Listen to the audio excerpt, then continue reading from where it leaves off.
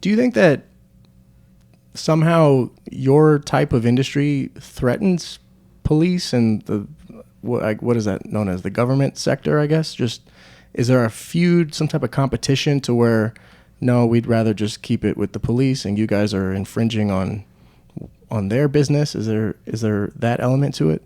No, I don't see it that way. I think if anything, it's more of a partnership.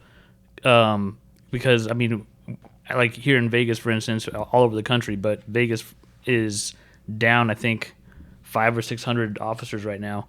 So like their calls for service are through the roof, and on the properties that we are contracted to, we can alleviate that workload as far as like any non-emergency type calls that they get that they could be dealing with something more important. I mean, granted, we'll still respond to emergency calls as well, but anything that we can do to help our law enforcement partners, we want to.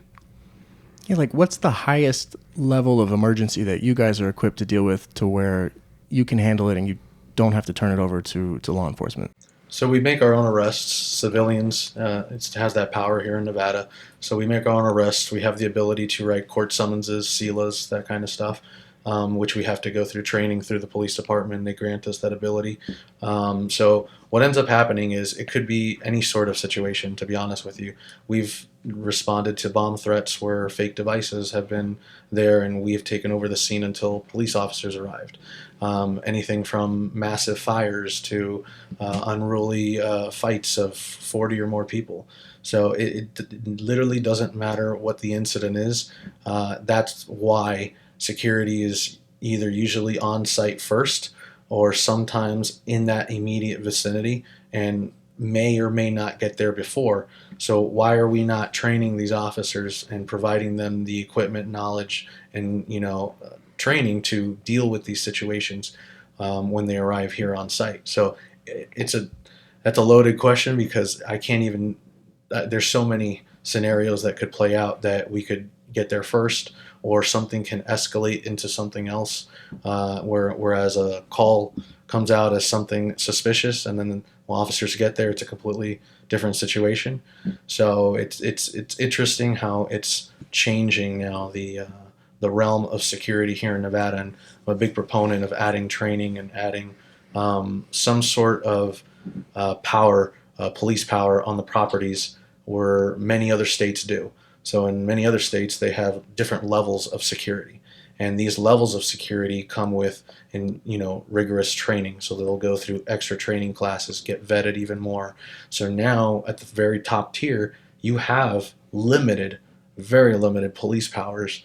So you don't need to call them even for other smaller instances, which then alleviates a lot of law enforcement's issues. Because I was a cop for many years.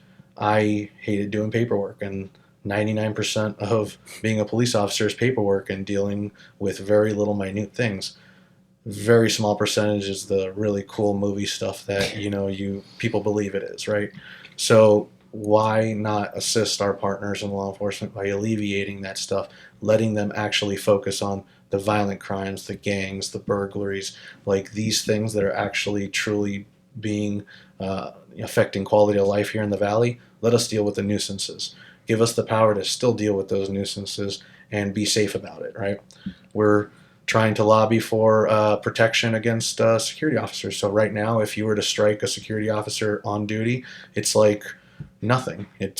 Don't tell people that, John. It's the reality. It is the reality, and the unfortunate part is they're doing a job for safety and security and public safety, and there's no protection on them. So we're big proponents of protecting our officers and our men and women in the security field. They're not law enforcement, but there has to be protections. People don't respect security in this industry, so we're out to change that mindset.